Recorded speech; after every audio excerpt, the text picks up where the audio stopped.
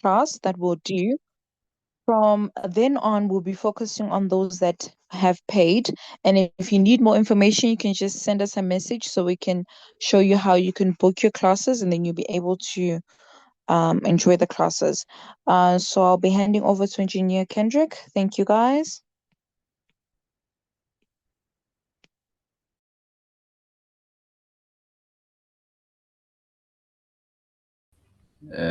Good evening, everyone. I hope you are all doing well. Please welcome to our session 2. So, for those who joined from the last session, I think I gave you a question to go and look at, and we said to start by looking at that question in our next lecture.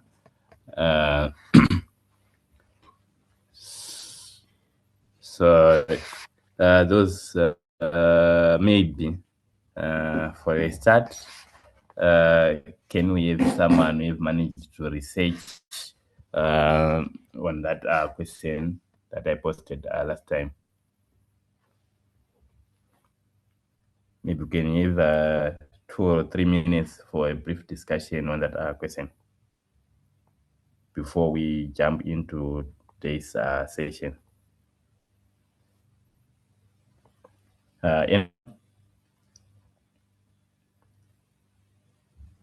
Please confirm if you can hear me. Can you just rephrase that question, please? Okay, perfect. So let me look for the slides with that question.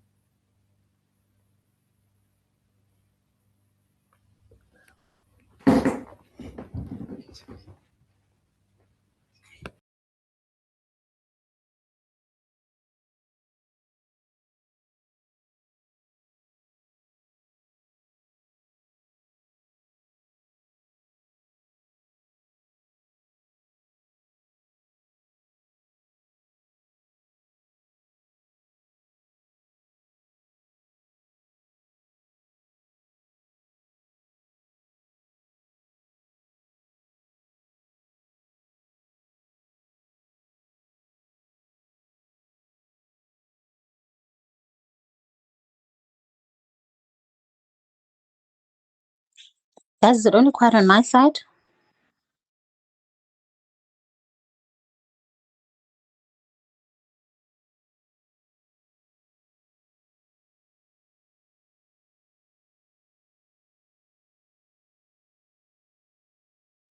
Is this the question on the screen now? Is it possible for the problem of economic scarcity to ever be fully eliminated? If that's the question, I would say no. I don't think scarcity will ever be able to be eliminated.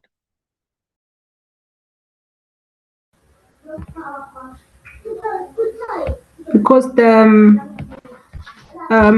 people's wants are more than the resources that we have. People have unlimited wants. So it's impossible for the scarcity problem to be eliminated. And we have scarce resources as well. Limited resources or scarce resources.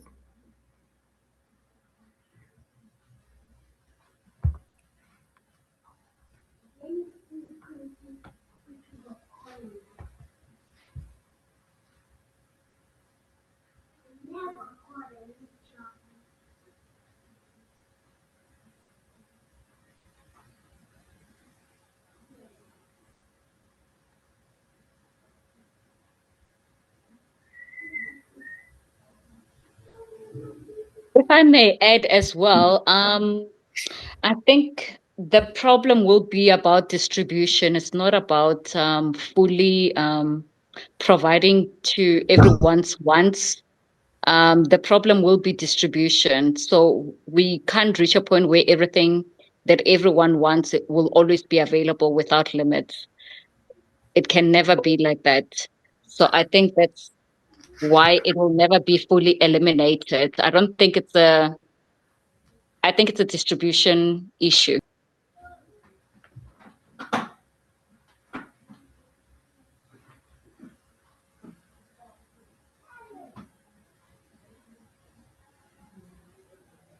I think Engineer Kendrick, your mic is closed. Can you open it?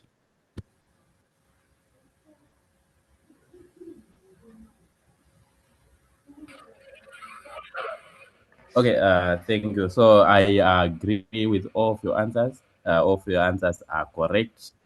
So this problem of scarcity in economics is more of a permanent condition that will always exist, no matter how our technology improves, no matter how our efficient levels improves, because our wants, they are very limited. They are very unlimited in nature, but our resources are very limited.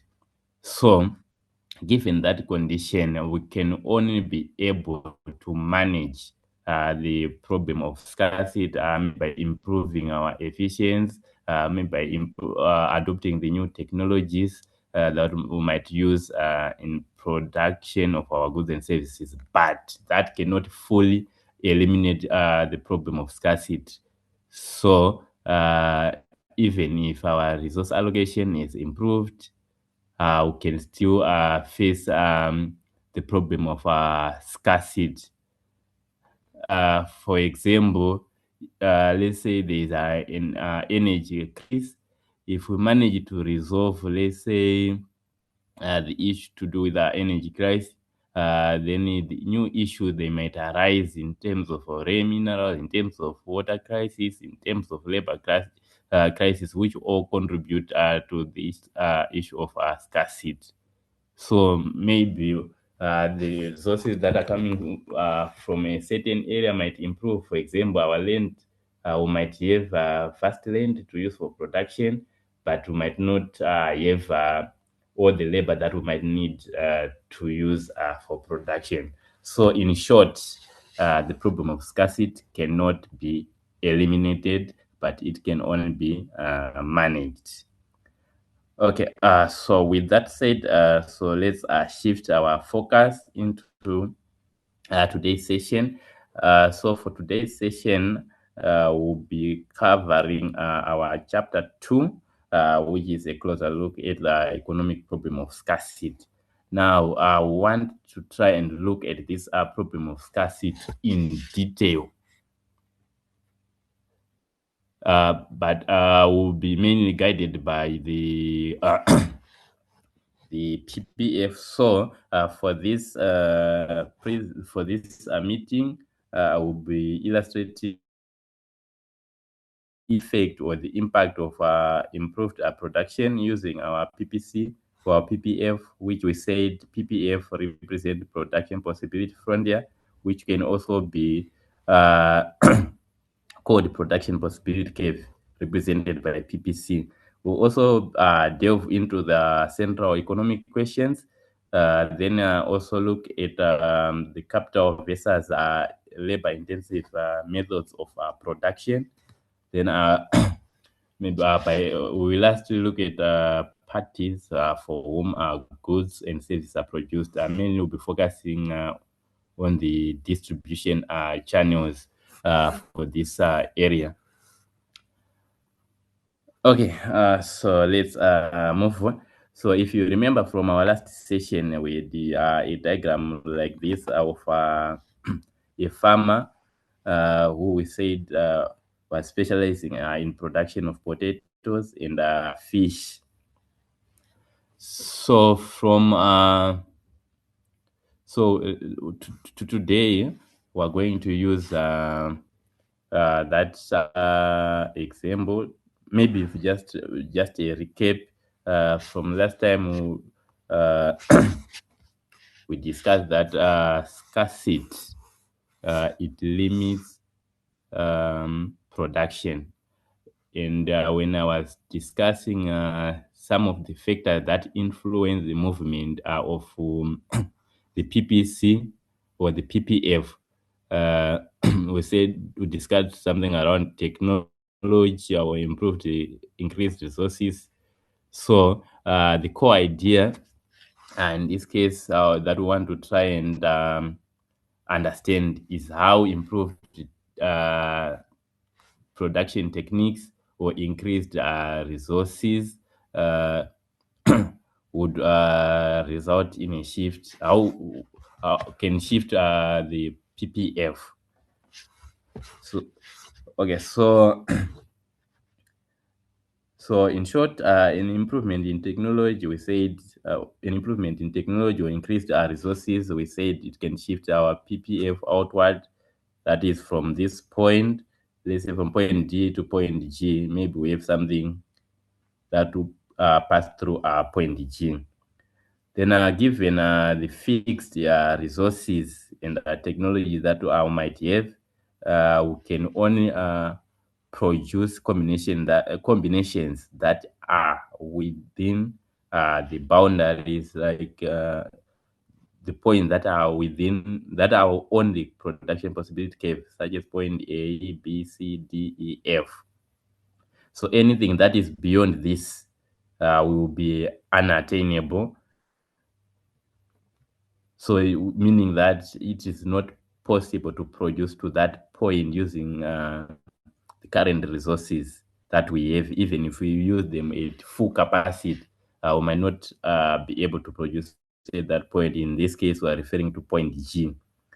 Then we also highlighted that if the shape of the PPC is like this or is concave, we say it represents increasing opportunity cost. All right, then if that is the case, then it means an increase in production of one of the goods would involve sacrificing a greater amount of the next good. In this case, an increase in production of fish would result in a greater amount of potatoes that might be produced, which highlighted the trade-off that are there in resource allocation. So this, I think, this would suffice as our recap. All right, then I think I've typed on this slide. So efficient versus inefficient using the production possibility curve.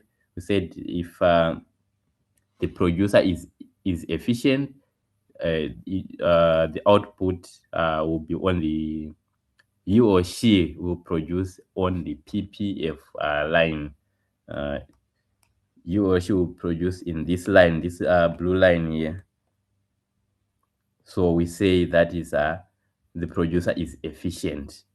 Then if he produces anything within or inside this blue line, let's say at point H, we say the producer is inefficient or is not fully utilizing the available resources. Or else there's poor management of resources, which would result in the producer producing inside the PPF. Then anything that is beyond this curve does not represent inefficiency, but it represents an unattainable or an impossible position or in an impossible level of production that can that can be achieved using the current resources that the firm or the producer might have. All right. Then you want to try and illustrate the impact of improvement in the techniques or in the method of production. How does that shift our production possibility curve? So if you look to my right, this is the production possibility curve, which shows the combinations, the maximum combinations of consumer goods and capital goods that for example, the government of South Africa can produce for its citizens. So if you check from this diagram, initially it was this blue line, line A, X, B. Then after an improvement in techniques or in methodologies for producing capital goods, we saw this graph shifted outwards from this blue line to the red line, which is represented as A, Y, C. So these are improvement in technique of production for capital goods. We can also notice that from the same graph, except for this point A only, we can notice that even the production of consumer goods, it also increases, except for point A. For point A, the quantity of consumer goods produced remain the same even after an improvement in techniques for producing capital goods. So if there's an improvement in technique for producing capital goods, for example, maybe a new technology is developed, it means that more capital goods can be produced using the same resources that we might have. And as a result, would say this would increase our efficiency without impacting consumer goods. Right.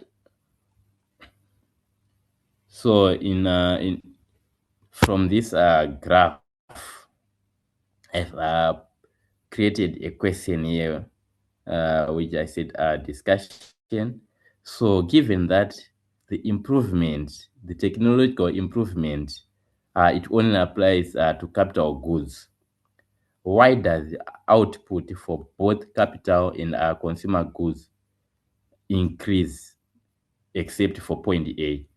Because we can also, yeah, from this blue line to this red line, you can notice there is a distance here from, so which shows that both production of consumer goods and production of capital goods is increased. Why is that the case?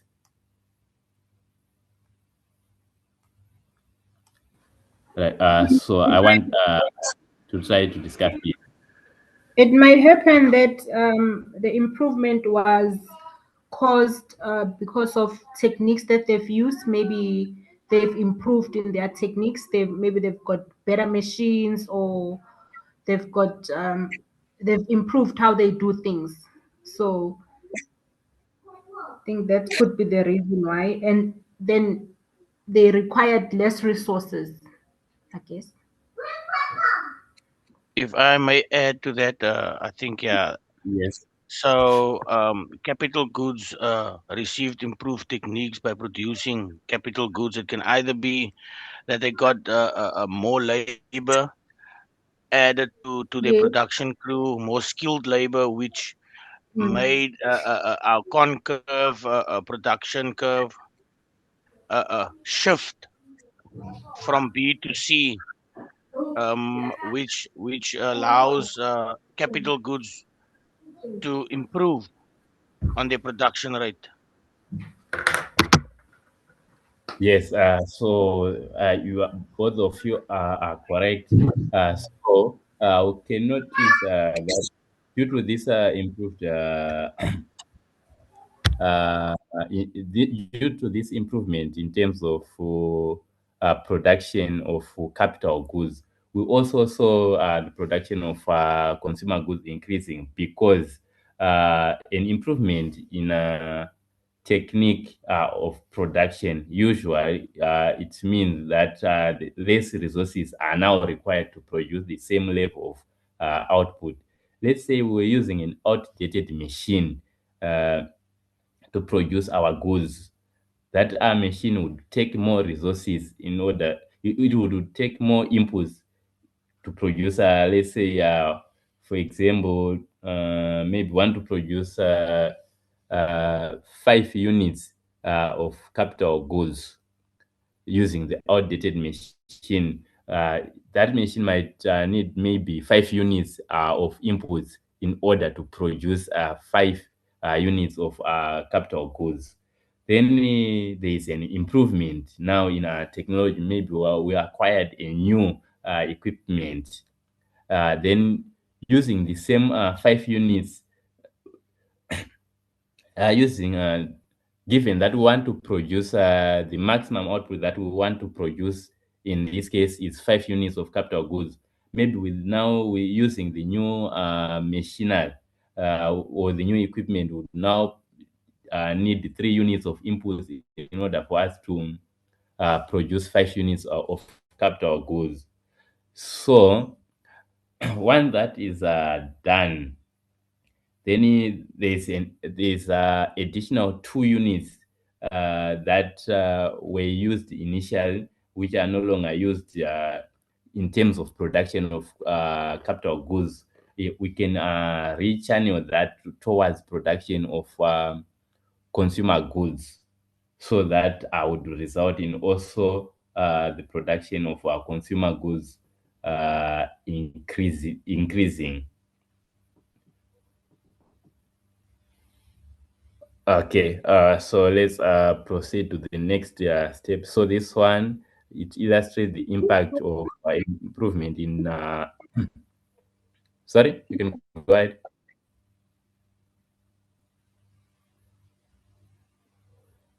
Okay, so for this first graph here, it illustrates the impact of an improvement in methodologies for producing capital goods. So would we expect our PPF to pivot at this point A, then it shifts outwards from point B to point C here, like this. Then the opposite, now we're trying to illustrate the impact of an improvement in production techniques for producing consumer goods. So the same reasoning that we used in our previous example, it also applies here. So if there's an improvement in the method of producing consumer goods, then you would see more of consumer goods being produced, and more output of this of consumer goods will be produced, and also production of capital goods will remain unchanged at this point B. But since we are now efficient due to improved methodologies for producing consumer goods, the extra resources that were being used initially to produce consumer goods will be moved on to the production of capital goods. So that's why we're seeing beyond this point B, from point B to D here. So beyond this point B, that's why we're also seeing production of capital goods also increasing. Yeah. So for this one, the concept that we illustrated earlier is just the same. Then there's this scenario where the PPF it moves outward from both sides. From consumer goods, it shifted outward. Capital goods also shifted outwards. So for this one, I want us to try and reason try and figure out the reason why. What could have caused this shift from PPF AB to PPF EF? What could have caused this shift, a shift of this nature? Yeah, what could have caused this? Let's discuss. So that is the first question. What could have caused the rightward shift of the production possibility curve from AB, this AB, the blue line, to EF? What could have caused this movement? Okay, so obviously, if we look at our other two illustrations, where we had some improvements, or if I can say improved techniques towards our capital goods production and our consumer goods. Now, in this illustration here, we can see both y-axis and x-axis had a improvement made to their techniques. Can either be machinery, as you mentioned earlier, or technology improvements, or even they got more labor, skilled labor to improve on production. Can I add on that, sir? Yes, I The can. shift, the shift might be caused by maybe they're not producing enough goods or outputs. So that could be the cause of the shift. Sorry, please come again. I did not fully get your response. Okay, the shift might be caused by maybe they're not producing enough output or goods. Maybe there's a decrease somewhere, maybe their machinery, or maybe, yeah, it's just a guess. I'm just guessing that it could be that Oh, they're now producing less. They're not efficient enough now than the first two diagrams. okay. Can I also So try? yes, can someone add Okay. their views? Maybe in my own thinking that it can be scarcity of the resources that they need to produce the goods. Okay. All right. Can I add? Can I So also add on that, sir? yes. Please go ahead. I think if the whole curve shift outward, it might be because this means the economy can produce more of both goods. Yes. So Can I make an guys, addition? One more. yes, yes, please Um, go ahead. this is just also, I'm just thinking out loud. I think since there's a shift from AB to the curve EF, there's an increase of capital goods. So it means with the current resources that were there, they've added on to new resources, which ultimately affects more production of consumer goods. Yes. Anyone who still wants to add their views before I come in? I'll just hopefully try to add. The minute that the capital goods and the consumer goods both move to the outwardly, it means that both the capital goods are able to be distributed more. So there will be more of the capital goods which are being made, more of the consumer goods are also being made available. I don't know if I'm making sense. But yeah, that's the only way that both of them can move outwardly. Okay. So all your views, they are correct. So let's do it this way. So, guys, please take note.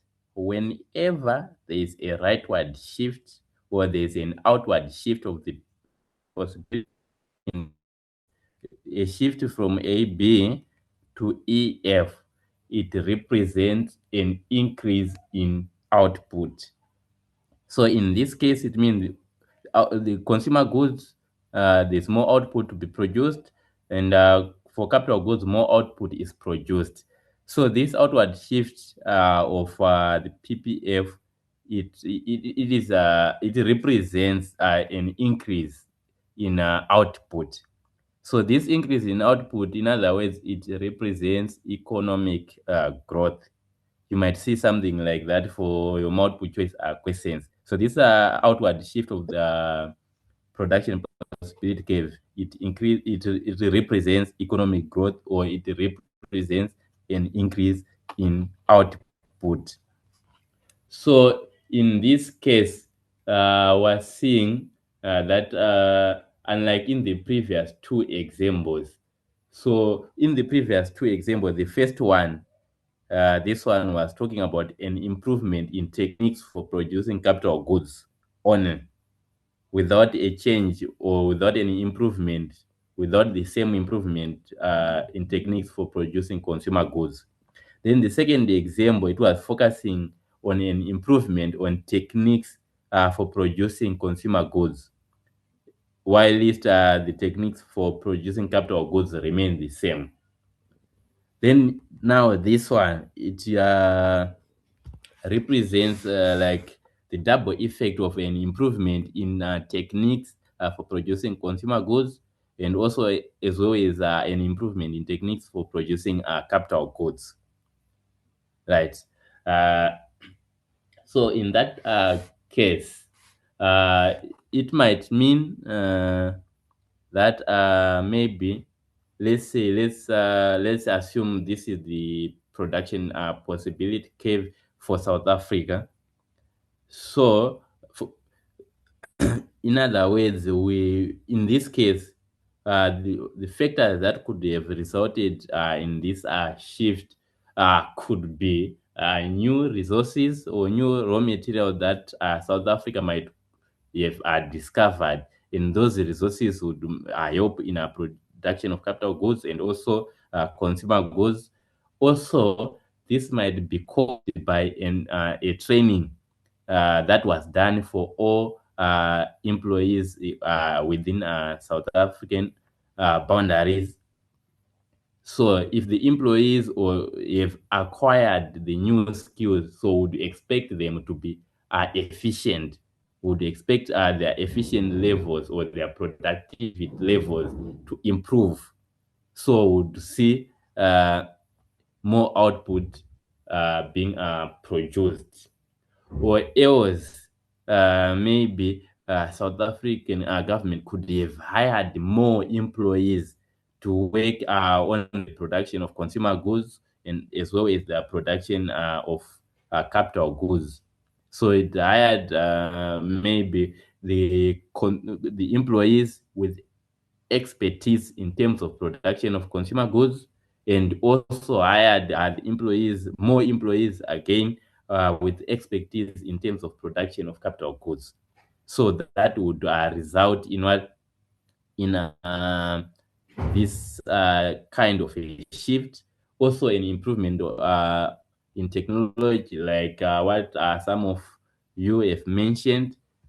Yes, it could also improve the efficiency in terms of production of both goods, which would also uh, cause this kind of a shift of our production possibility curve. Then, in the absence of questions, we can move on to the next question. So, if you have any question regarding the first part, please feel free to ask before I move on to question two. Okay, I just needed to know that are we right in saying that when the curve moves to the left inside the graph, then it's a decrease? Yes, yes. The opposite, it means it's Yeah. a decrease. Then also it means the underutilization of available resources. Maybe if we have, for example, if you have five equipment that you'll be using for production of consumer goods and capital goods, maybe due to their high consumption of electricity, you might decide to switch off maybe one of the five equipments. In that case, we would see our output decreasing. If our output decrease, it means our production possibility curve it shifts inwards. To the left. Okay, thank you. All right. Any further questions? Okay, let's move on to question two. In the case where the amount of resources or their productivity efficiency decrease, there will be a decline in potential output. This decline can be illustrated by Scarcity. Mm. It we will just be, discussed. yeah, it will be Yes. illustrated by a shift inward curve. So the curve will be shifting inward, like we explained with the decrease of outputs. Yes, clappings for you. So for this one, the answer is simple. This decline can be represented or can be illustrated by an inward shift of the production possibility curve. In other words, we are saying we'll be moving from this line EF to this line that is inside to represent or to illustrate the decline. I think for this part, we should be good to go to the next question. Right. Let's move on to the three central economic questions. The what to produce, how to produce, whom to produce. Then for whom to produce. So for this, so for these three questions are very important in terms of this subject of economics. So for so in whatever production activity that we might find ourselves get involved in, or why the reason why maybe with sorry. Let me All right. So for these three central economic questions, these are very critical in terms of our economics subject. So whatever economic decisions that we would make, whatever economic decision that the government would make, is centered on these three questions, which are what to produce, whom to produce, how to produce, then for whom to produce. So for what to produce, it involves the decisions on which goods or services can be produced, and how much of each good or service must be produced. And the goods and services that we are referring to might be like deciding on which goods to produce between consumer goods or capital goods. So this question, they come from or they emanate from the issue of scarcity, because we can't produce everything that we want with the available resources. Then we have to make a choice. We have to decide on what is critical for us to produce, so that the what to produce uh, that is the first question. So for us to arrive at that decision, it means we would have answered the first question on what to produce. For example, uh, you have your land. And your land is limited in nature, and you want to produce, for example, you want to produce maize, or you want to produce tobacco. So because your land is not enough to produce, maybe let's say you want 5 hectares of maize and 5 hectares of tobacco, because your land is not enough to produce both 5 hectares of maize, 5 hectares of tobacco, we have to make a decision on what to produce and how much of each product should be produced. So in this case, given that your land, you have 5 hectares of land, and you must decide on how many hectares should I grow my maize, or how many hectares should I put my tobacco. Uh, so that by in so doing, you'll be answering the question what to produce. For example, let's take a look at it at national level.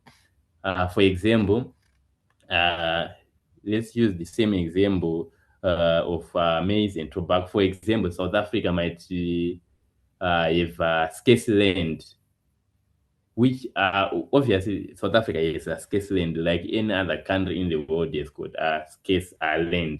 Uh, so, given that scarce land, uh, South Africa might want to produce maize to improve food security, or might want to produce tobacco to boost its export revenue. So, because land is limited, South Africa has to make a decision on whether it should produce more of maize to improve the food security, or it can produce more of tobacco to boost its export revenue. So that basically is what to produce. So in short, we are saying what to produce involves deciding on which goods and services that should be produced with limited resources. In short, that's what we're saying on what to produce. Then on how to produce, now this one, it involves choosing the production methodology that we should use to produce our goods and services. For example, the two methods that we have are labor intensive and capital intensive methodologies that we might use in production of our goods and services. So, in other words, how to produce part of the question is basically on determining or which methods, which technology, which resources can we use to produce our maize, or can we use to produce our tobacco. So that is basically how to produce. Once you have decided that you are going for labor intensive, maybe because it's cheap, then you would have answered the question on how to produce. Or maybe you are going for capital intensive method of production because it is efficient, you would have answered this question on how to produce. Then for whom to produce, the last question. Now, this involves decisions on how our goods and services that we would have produced can reach, or we will be distributed to reach the final consumer or the final user of those goods and services. So, for whom to produce it now focuses on the end user of the goods and services that would have what produced.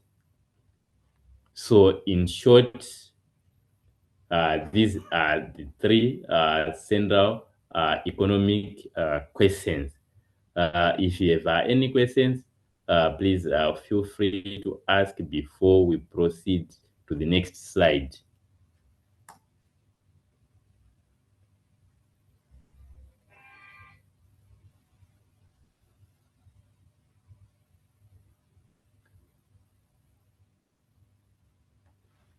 Okay, silent, it means then there's no questions, or else people are confused. They're not getting the concept. So maybe I'll try again one more time. Sir, I think we're all confused. Well, I do understand that. I do understand that, the three central economic questions that you always have to ask before you actually answer any of the questions is, what are we producing, how to produce it, and for who are we producing? Because that's how the PPC is made up of. But how it's gonna come up on the exam, we have zero clue.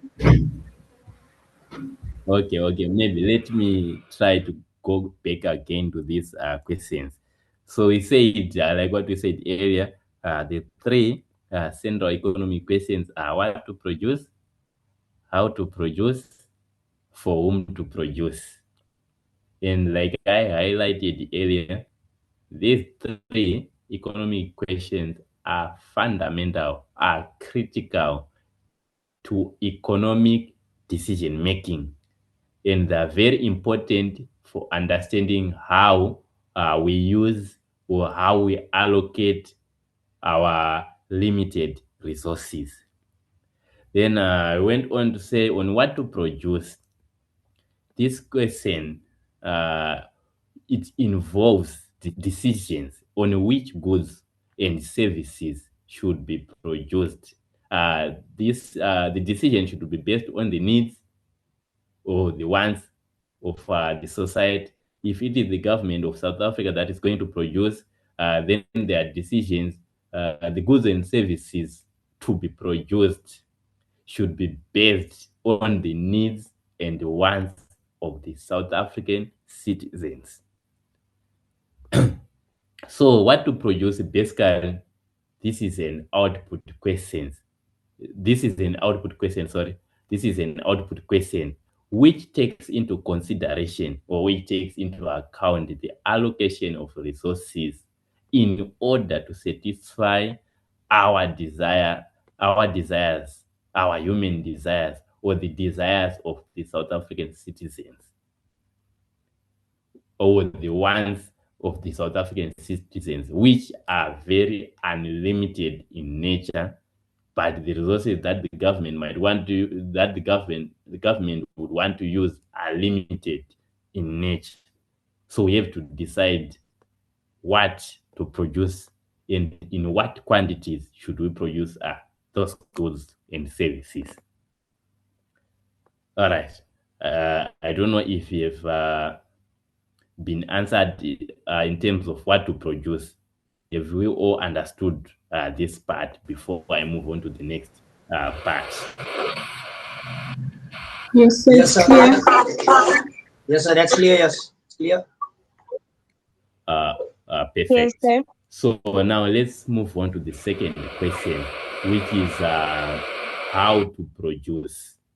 So, like I highlighted, this question, the focus of how to produce, or the focus of this question is on the methods or on the techniques or on the processes that are used in production of goods and services. So this one, it involves a choice between using technology to produce our goods and services from the first question, or using labor to produce the same goods and services. So when you are using technology, it means we are being capital intensive. And we are using, if we are using labor, it means we are being labor intensive. So in other words, we're saying if we're using labor, our method of production will be labor intensive. If we are using technology, our method of production will be referred as capital intensive. So for the first question, we said it's an output question. Now the how to produce this one is an input question that would involve deciding or determining how to combine the factors of production in an efficient way so that we can produce the maximum possible output. Right. So I think basically that's how to produce. I don't know if there is anyone with questions for in terms with regards to how to produce before I move on to the third question, which is whom produce. Yes, so I have a question here. Would it be wrong if, let's say, in the exam, they say Yes. maybe name or choose okay, on the question or of how it should be produced, and then they give us maybe five answers to choose from, and then would it be wrong for us to choose the four factors of production? Because basically that's what it is, because you named labor, you named capital as well. So if we choose all of them as the four, would it be wrong in the exam? Or you must choose All one right. on how to produce, or you must choose two, or can we just choose all the factors of production? Okay. Okay. So right. Maybe for the avoidance of doubt, and to make sure that I fully grasp I fully understood your question. Please, I would beg you to pardon so that I will give you the best answer. Okay. On the question of how it should be produced, Yes. In the exam, or maybe in our case, Yes. we get a question on how it should be produced, and then maybe they give you 5 possible answers, and then they say choose the correct ones. Ne? Would it be wrong for us to choose the factors, the 4 factors of production, or should we just name one? Because I heard you make an example of labor, making an example of capital. So my question basically is, I'm not sure if I'm making sense with my question, is that if we get that question of how it should be produced, can we name all the 4 factors of production? Okay. If So I can add, if it's possible. Yes, yes, you please. can. So I think what the lady is trying to say also is that you mentioned that what to produce is output and how to produce is input. Yes. So what she's trying to ask is if we use our factors of production, um, our 4 factors of production as an input, because remember, in order for us to produce something, we need to put in resources first to produce a product, if I'm correct. Correct. So Yes. That's without the resources, you cannot have an output. You cannot have a production output. You cannot have a product. So you cannot. The consumer won't get any tangible or intangible objects that was demanded. So I think just to add, from my side, I don't think it will be wrong to add the factors of production, seeing that it is used to produce a item. Mm. If it makes sense of what I'm saying. Yes, that's what actually I was getting at. Yes, it makes a lot of sense.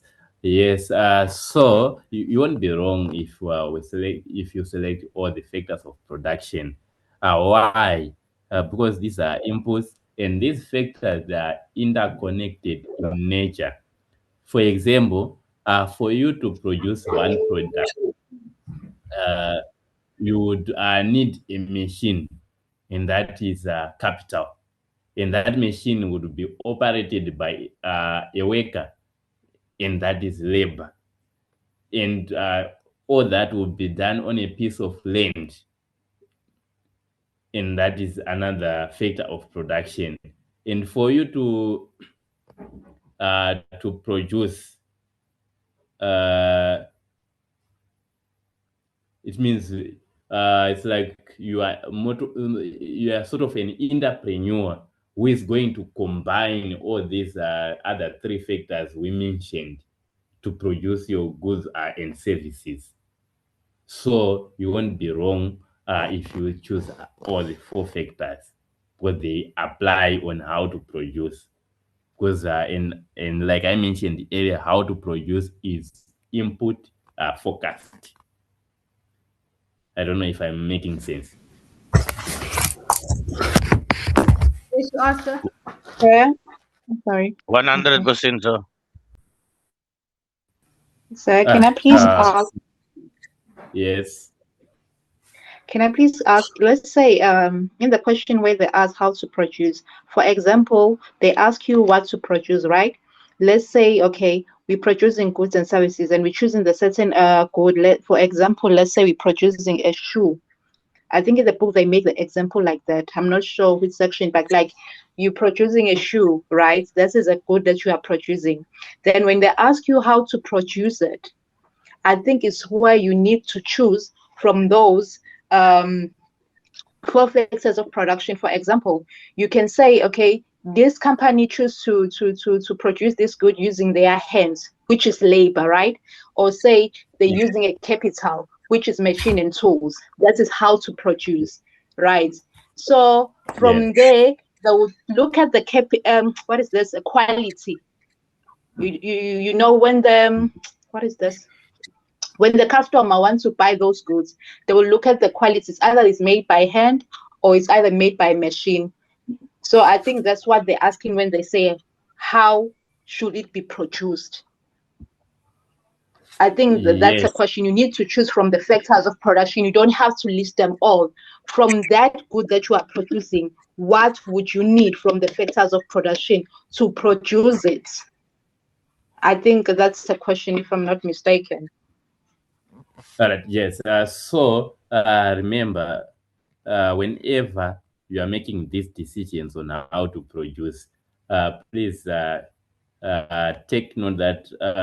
that in mind. Your output should be the best output in terms of quality, in terms of meeting the customer expectations.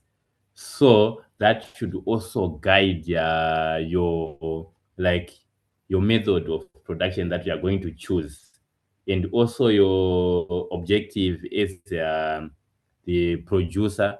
You want to maximize your revenue? Do you want to maximize your profit? If yes, to those questions, then you would need a product that is best in terms of meeting customer expectations, in terms of quality. Then it also depends on your financial resources. If you have got a strong financial method, sorry, if you have got a strong financial muscle, it means you are able or you are capable to afford machinery. So in that case, you would go for capital intensive method of production. Then, if efficiency is the key objective, if you want to achieve the highest level of efficiency in terms of production, you want to minimize the resource wastages, then the best way would be to use machinery. So basically, this question, the choice of the production methodology, it is also governed by other factors. All right. I don't know if we can, or if we all understood now, if we are now on the same page. Yes, understood, sir. All right. Perfect. So let's move on to the next question: for whom to produce? So basically, this question it involves determining who is the end user, who is going to receive the goods and services that we would have produced. So basically, this question, it touches on the issues of distribution and equity within economy. Right. For example, uh, South African government wants to maybe to improve its food security, or it might want. Let's use the youth related example. Let's say South African government wants to improve its youth care facilities, maybe by ensuring that maybe the painkillers are available for free to all like its citizens and uh,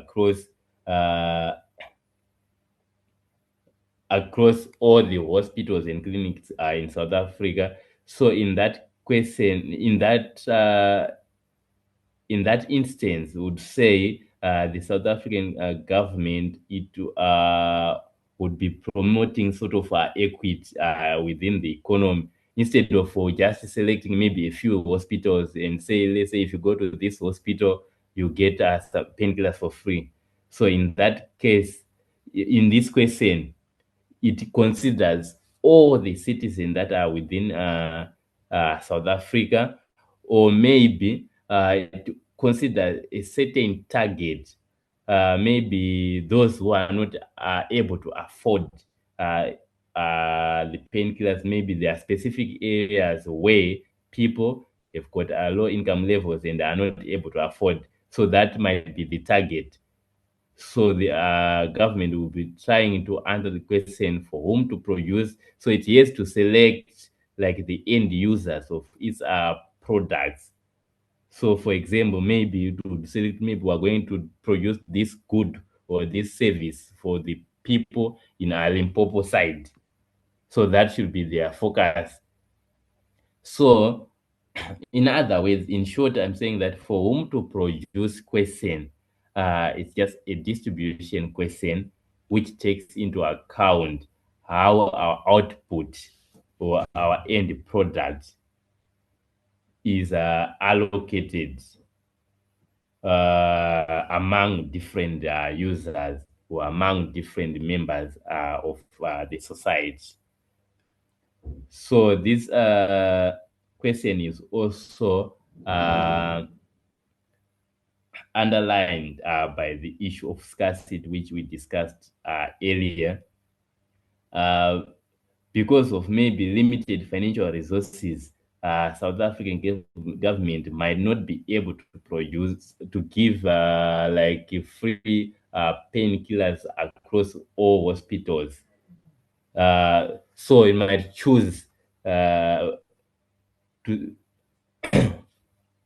to limit itself or its provision to a selected few hospitals. So in other words, every economy, we're saying that every economy, even beyond South Africa, every economy must make choices about how resource allocation is done in order to satisfy the needs and wants of its targeted consumers. So I don't know if this is making sense, or I can try to explain again.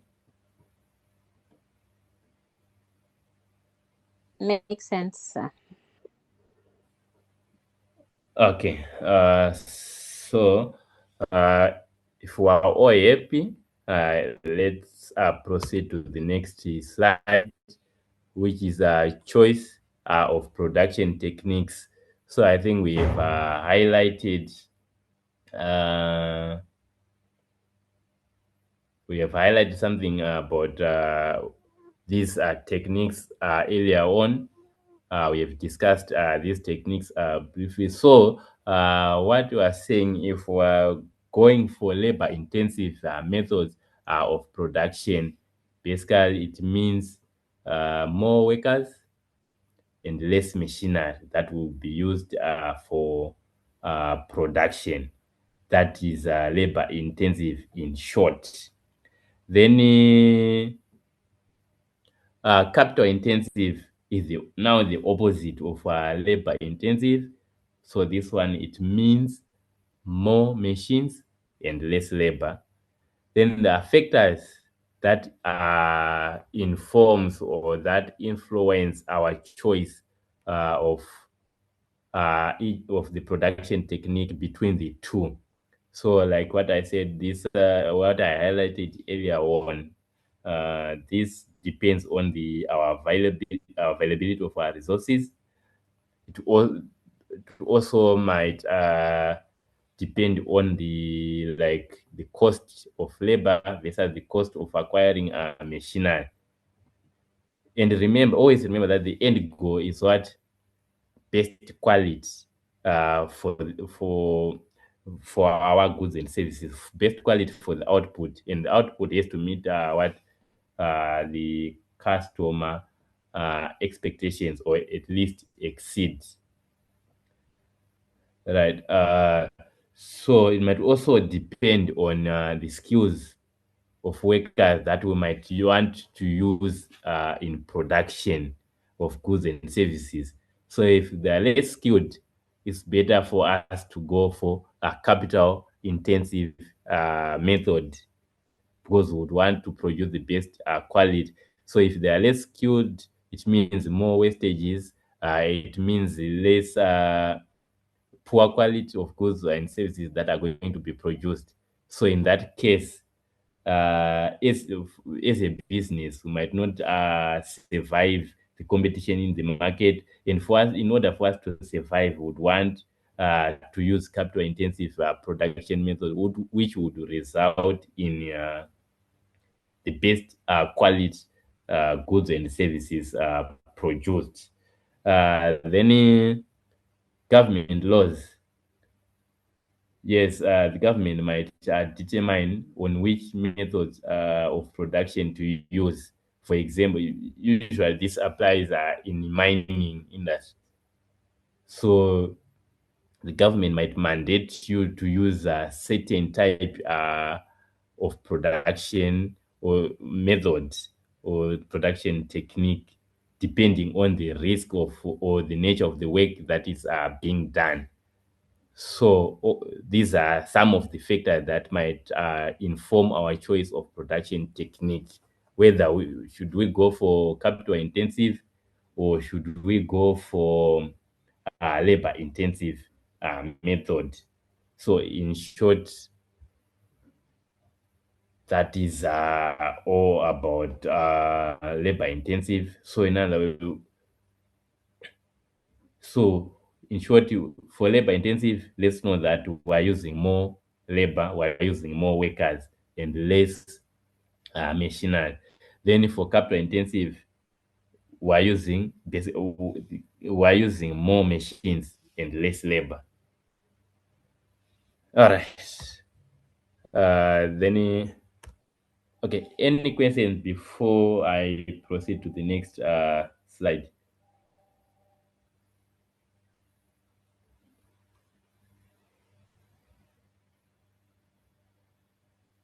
No Is it questions, clear? sir. No questions. We are all clear.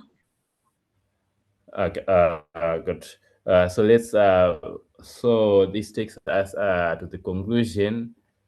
So, in terms of key highlights, we can say that scarcity problem it forces trade-offs. Then we discuss something around improvement in terms of technology or in terms of resources, which would result in a rightward or outward shift of production possibility curve. We also focused on three economic questions, which are what, how, and for whom to produce.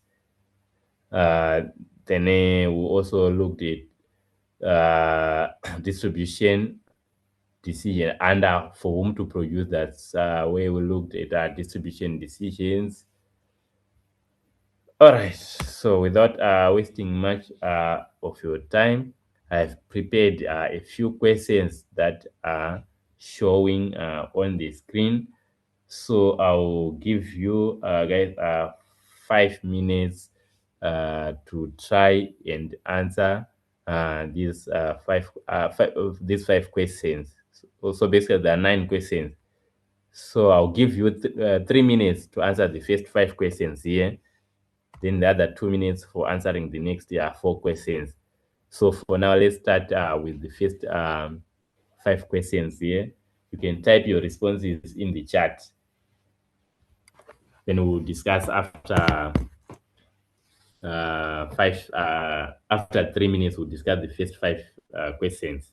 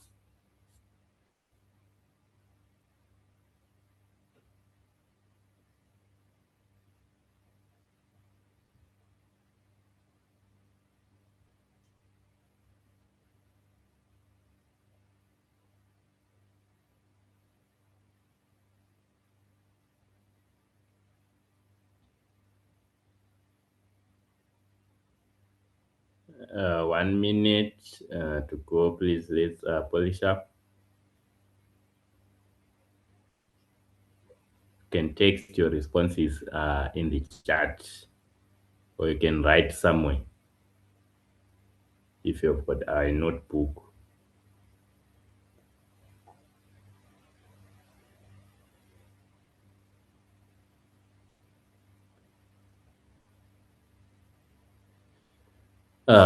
Okay, our 3 minutes is up. So, is there anyone who is still writing their answers before I proceed?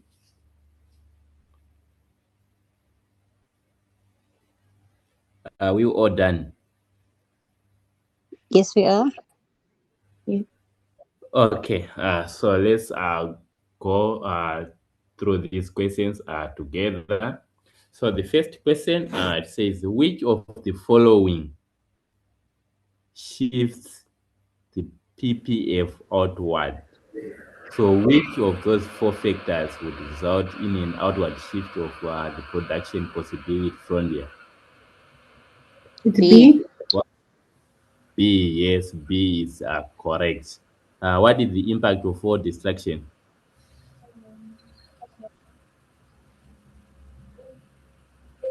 What destruction? The PPF is gonna go inwards Why? because if there is war, they won't be able to produce goods, so the production will be distracted. Actually, Yes, there will be a reduction. yes. Okay. Any other view from the class?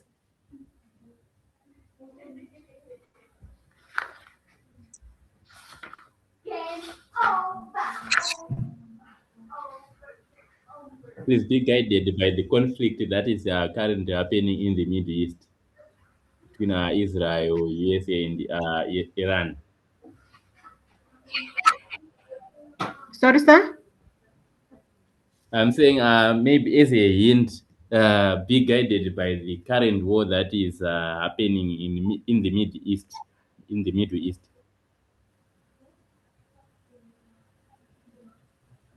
Um, Is it not going? Is it not going Is to it the affect the economic scarcity of growth? pet oil? D or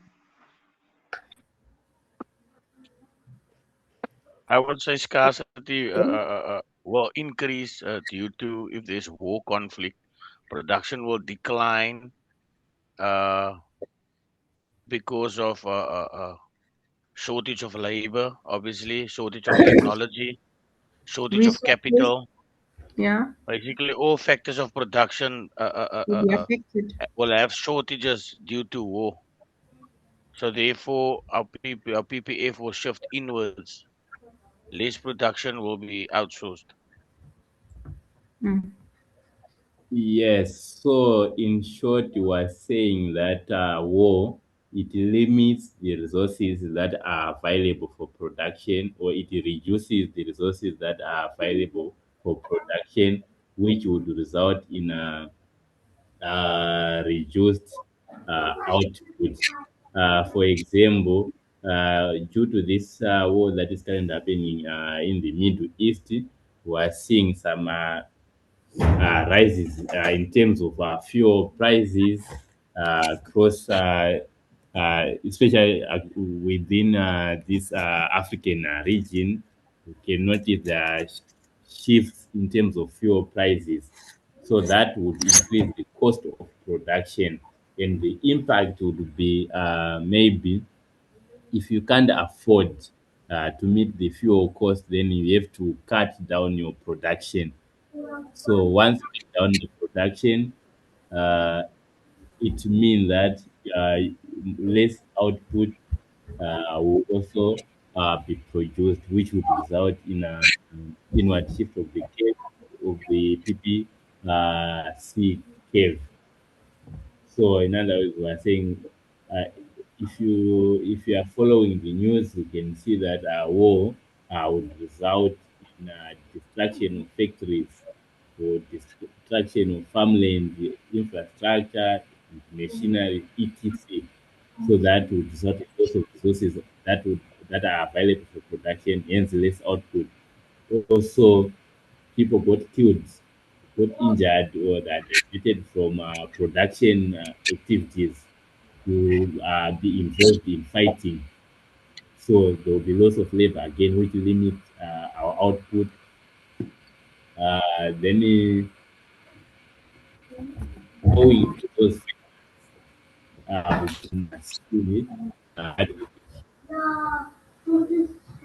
inward shift of what the production possibility curve. Same as for resource depletion, if we no longer have the resources available for production, it means that our production possibility curve will shift inwards. For inflation, that one uh, that one doesn't really apply in this context. All right, then let's move on to the next question. It's D. C. In South Africa, load shedding illustrates scarcity in. This one should be the easiest question. It's B. Is what? C. In South Africa, load shedding, it means there is not enough electricity. So they are trying to balance like electricity supply. So there's limited electricity, or there's scarcity in terms of electricity. So the answer would be C for question 2. Load shedding means electricity output is limited. So we're trying to ration. All right. For question, yeah. Question 3, C. Is No, sorry, B. B. B. It's Yes. B. So for question 3 is B. What to produce, how to produce, for whom to produce. All right, that is correct. Then if for question 4, a point inside the PPF, a point inside the production possibility frontier represents what? B. B. Inefficiency. It represents In inefficient unemployment of uh, resources. All right. It doesn't mean that scarcity is solved. No, no, no. So correct answer for question 4 is what? B. It's B. Question 5. In the Russia-Ukraine war, reduced wheat exports represent what? B. Inward shift in the PPF. B. Yes. B. Reduced wheat exports, it means it reduced what? Output. So reduced output would mean an inward shift of the production possibility curve. So the correct answer here is B. B. So I hope there is everyone who's got 100%. All right, let's do these 4 questions together. Labor intensive production is most common in. Sorry, Michael. Sorry. Marang ka kono ba? Lahat ito. Ang kono sa mga Can golpe you please mute your mic, Nomvana? Please mute your mic. A. No, that was not me. That was not me, guys. Sorry. We're saying your name in the street. Sorry. No, it wasn't me. Okay, it's fine. Clothing industry. Mining. Some are saying mining, some are saying clothing industry. Which one is the answer? Any A. other views? Just clothing I industry. think Mining. it's A. Clothing industry. B. Mining because it's labor intensive. And But clothing. automation But is mining, machinery, they're saying it's so it's not automation, labor so it intensive. can't be. Yeah, it is automation. Automation can't be. Yeah, it can be. Yeah, it's Labor mining. intensive. It's It can't be clothing. No, mining. it be clothing industry. Clothing. It's Clothing. clothing industry. B. Clothing industry.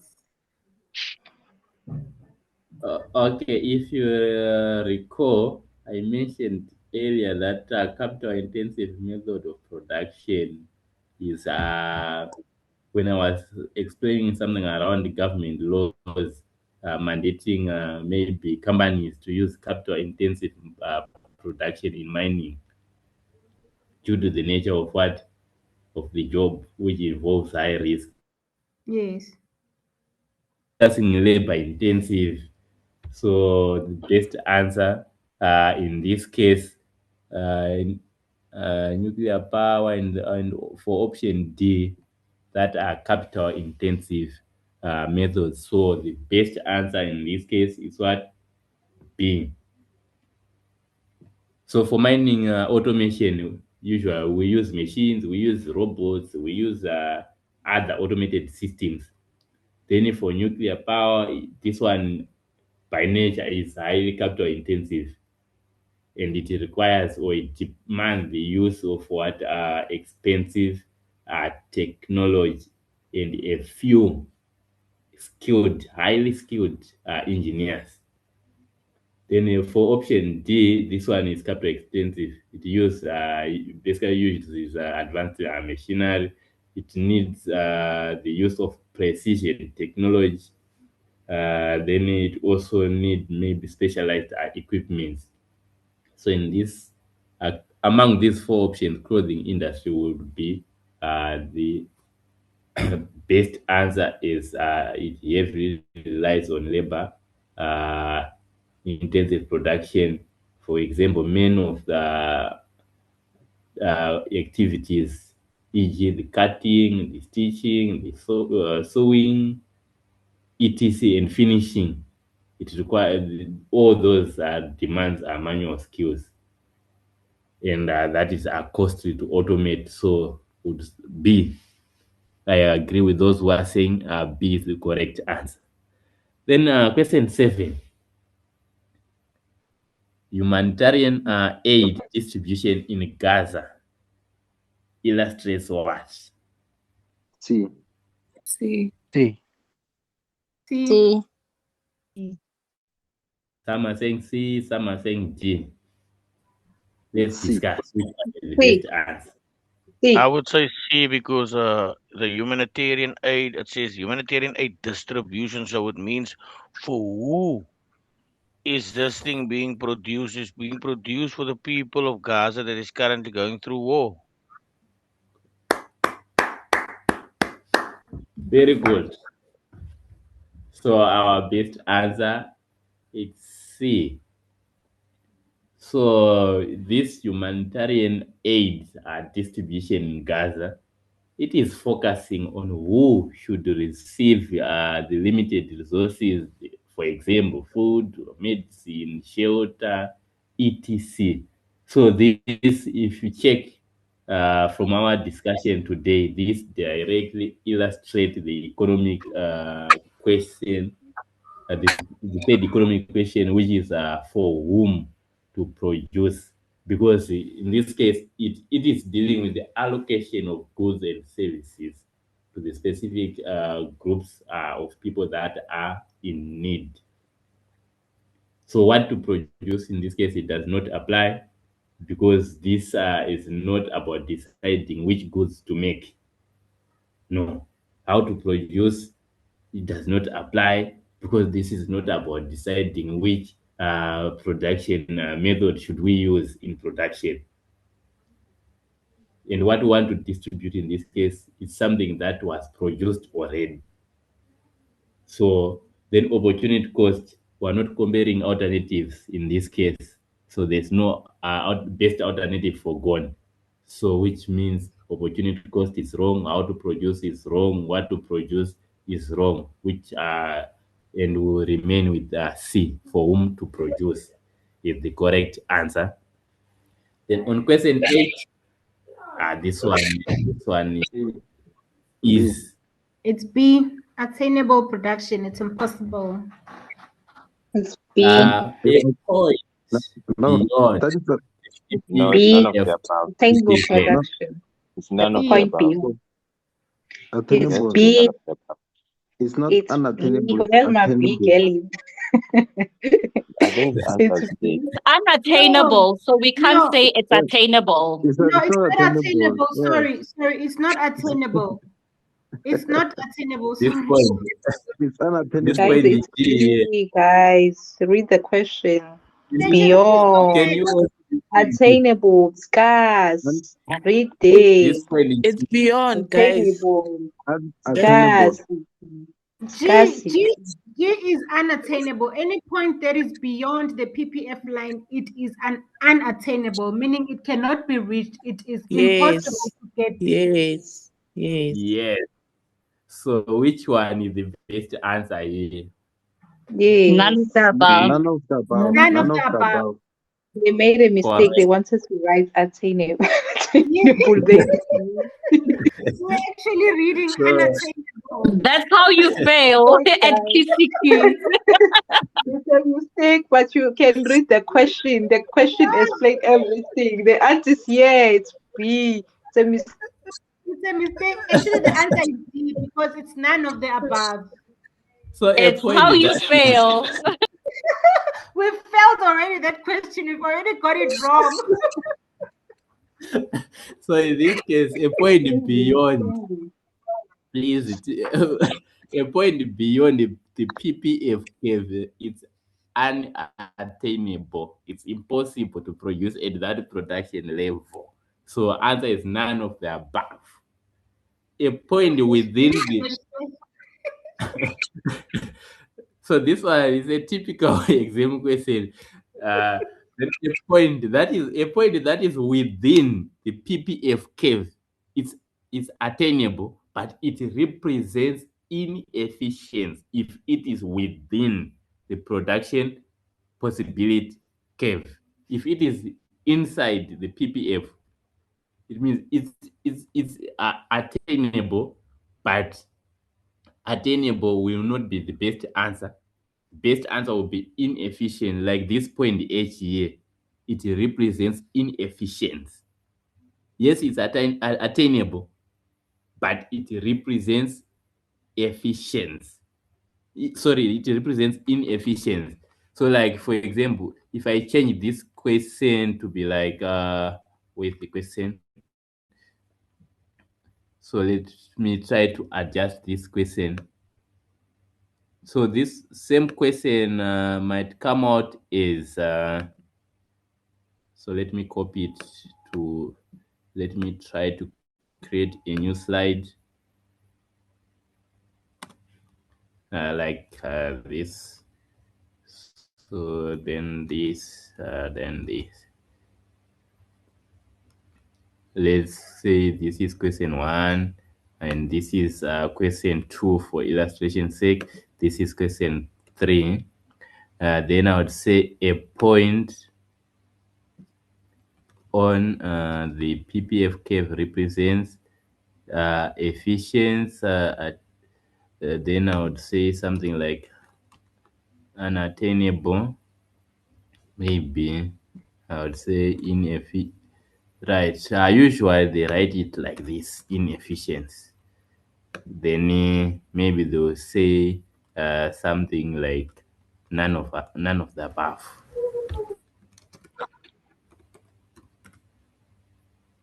Then a point inside or within the PPF curve represents efficiency. attainable production, inefficiency. Right. So these are the three possible questions that might be asked. And for the first question, we say a point beyond the PPF curve represents what? In this case, we said it's none of the above. None of the above. Right. Do we all agree with this one? Yes, sir. Then a point on the PPF curve represents what?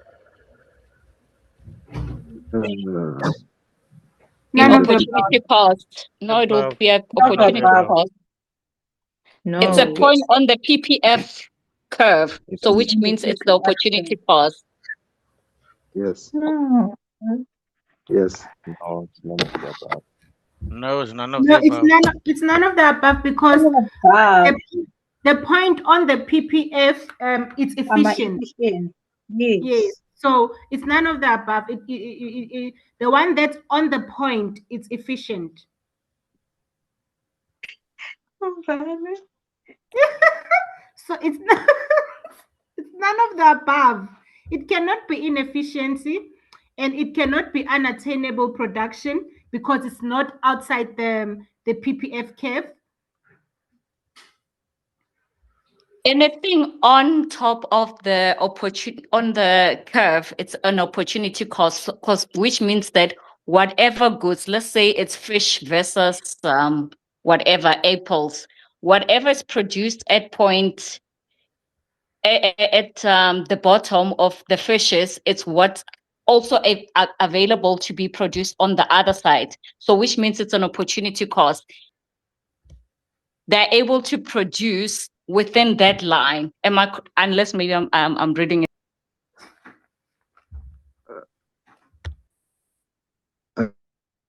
In order for you to find the opportunity cost on the graph, you need two things. It can be either point A to point C. You have to give up something in order to gain something else. That's the opportunity cost. So you cannot talk about the efficient point as one. It has to be one, more than one. You have to involve two things. It can be either point A and point B, where you have to find the opportunity cost into. So I don't think it's an opportunity cost. Yeah, so opportunity cost creates where you need to Yes, you use need to fund. a Yeah. labor or resources from the other Yes. product to produce more of the other product, and that is You have to give up where one for the the opportunity other. cost. Yes, there we go. Yes. So it's not an Apologies, guys. opportunity I had So it's none of the above. The points outside the graph, network guys. glitch. Points outside the graph.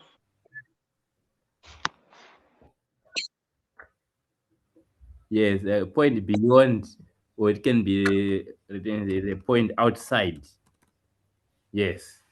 Then a point inside or within the PPF curve represents. What is the best answer for this question 3? We can't see the questions. Sir. We Can can't you put see them up again? Inefficiency, sir. It's an inefficiency point. Can you now see my screen? Yes. So we can.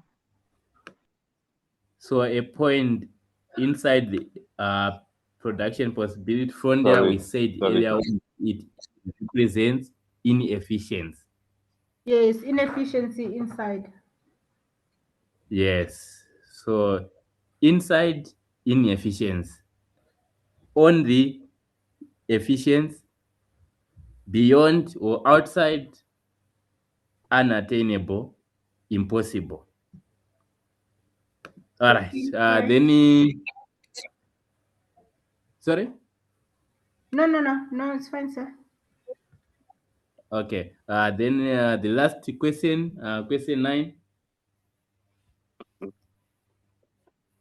What is the best answer for question 9? Let's discuss.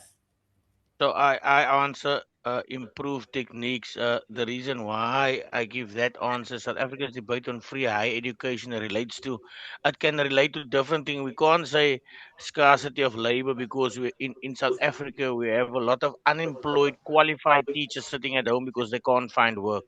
So scarcity of labor is out of the question there. For whom goods are produced, that's also out of the question. Capital intensive production is also out of the question. So my answer stays at improve techniques. If South Africa can improve the techniques on free education, I think they can make it work. My answer is B, because that education is for those students or for those people that there's a service that's given to the students. So my answer will be B. Okay. Anyone with another view? I think I'm also going with B because already they are giving free higher education. So they already know for whom are they giving it to, and it's for higher education students. Yes.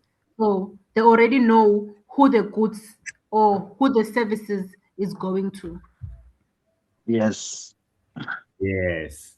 So for this question, the correct answer is B. So this debate on higher education is basically about who should receive access to free university education. If given that funding, spaces, and lecturers, etc., are limited. So this one again, it directly concerns the economic question of for whom to produce. The other three responses are wrong. For example, scarcity of labor. This is not the issue in question.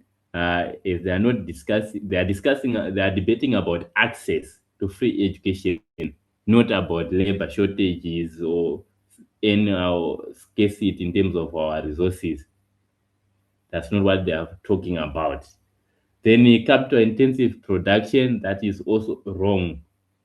Uh, because usually the universities are not mainly about the machines or capital, etc.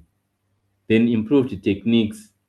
This one is not about production methods. It's about who should receive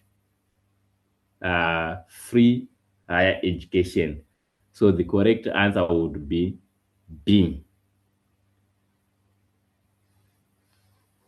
So assuming that was your KCQ, whatever I got would be the mark you would have gotten. All right. So with that said, this takes us to the end of today's session. Then I would like to leave you with a question for further research, and we'll revisit that question as the first thing in our next session, that is in our lecture 3. So for your further research, uh, should South Africa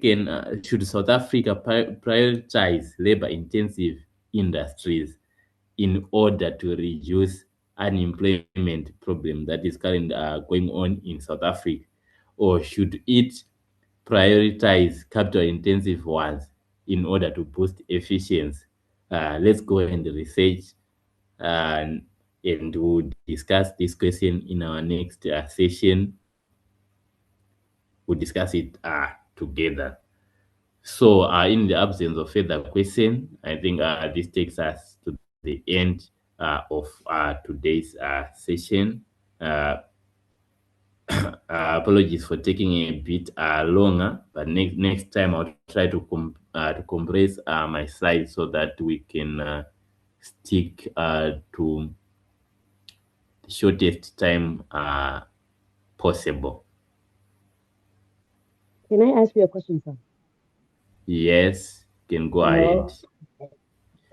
yeah, at the beginning of your presentation, you said this is the last week of our of a free lesson. So now I saw on your post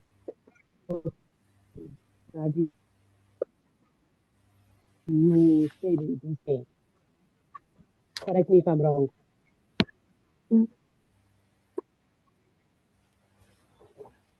Sorry, They said that you are breaking.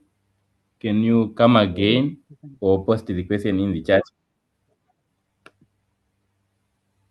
okay, let me ask the question in the chat. Maybe it's on my network.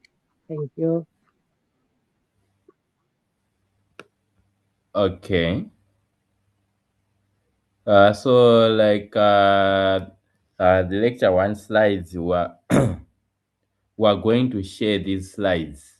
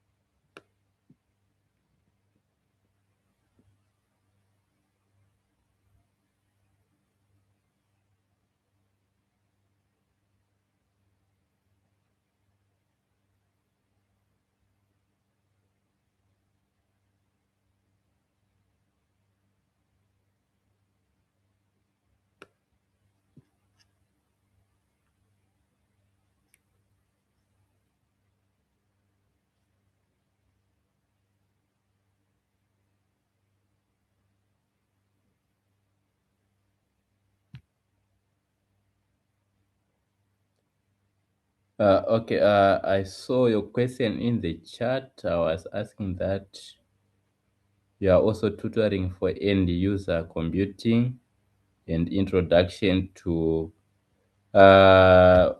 what is PA? What are you referring by PA so that I avoid the assumptions? In the, yes, I'm referring introduction to public administration. Okay. In terms of yes, for end user computing, I'll be taking that. For introduction to public administration, Okay. for that one, you will Yes. be informed by our admin who will be taking that course. Come again. Okay, so for end user computing, yes, I will be taking a class for that. Then for introduction to public Are you breaking, sir? administration. Sorry, can you hear me?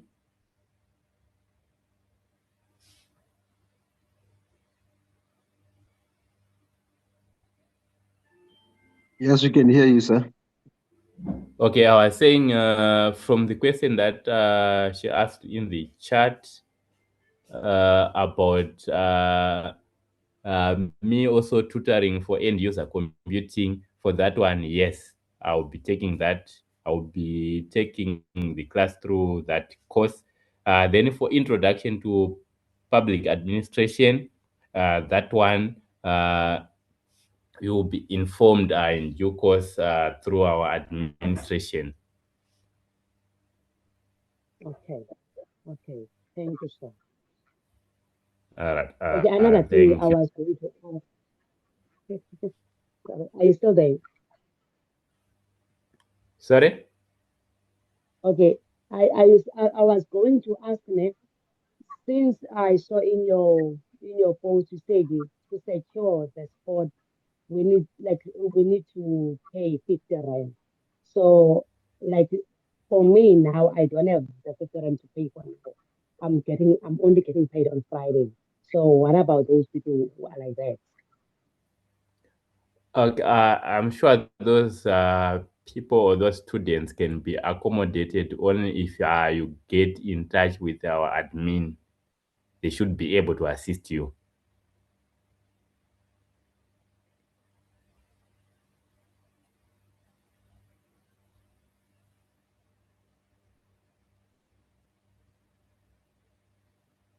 Hello. Okay, we need to WhatsApp that number on this one.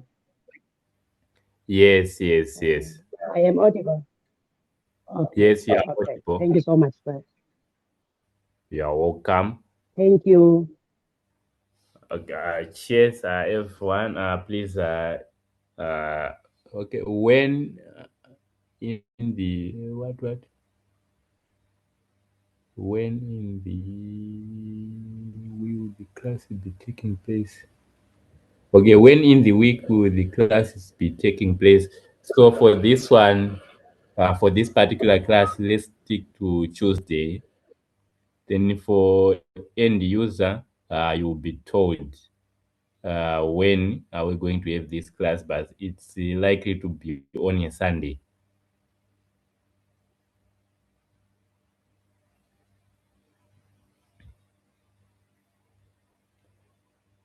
For introduction to business management, IBM, please get in touch with our admin team through that WhatsApp number. They will assist you.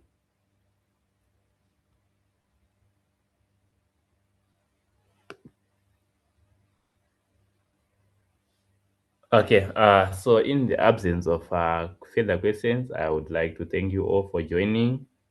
Please enjoy what remains of the evening and have a good night. Thank you, sir. Thank you. Good night. Thank you, sir. Thank you, sir. Bye. Thank you.